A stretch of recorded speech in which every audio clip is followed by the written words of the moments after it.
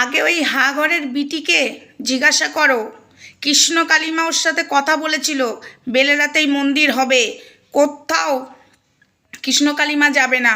তাহলে কেন বেলেরাতে মন্দির করতে পারলো না? রক্ত গঙ্গা বইয়ে দেবে বলেছিল। ওই হাঘরের বিটিকে আগে জিজ্ঞাসা করো, আমায় জিজ্ঞাসা না করে। হাঘরের বিটি অমঙ্গলাকে জিজ্ঞাসা করবে, ঠিক আছে? আমাকে এসে বলছো যে দেখ মায়ের মন্দির হয়ে গেছে। কোথায় হয়েছে? বেলেরাতে। মন্দির কাম বাড়ি করতে হলো, বাড়িটাও বিক্রি করে দিয়েছে, জানো তোমরা?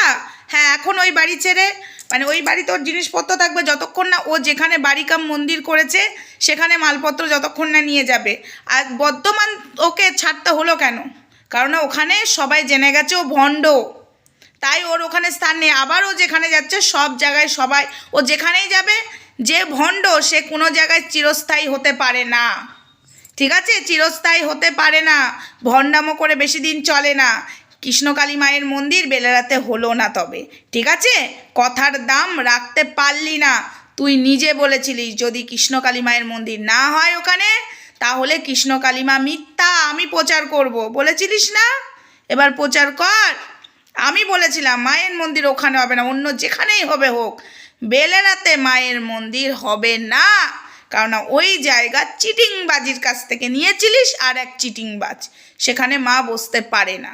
তো যাই হোক, লাইভে যদি আসি, আমি আজকে অমঙ্গলাকে নিয়ে লাইভে আসবো না, বাট অন্য কিছু নিয়ে লাইভে আসবো।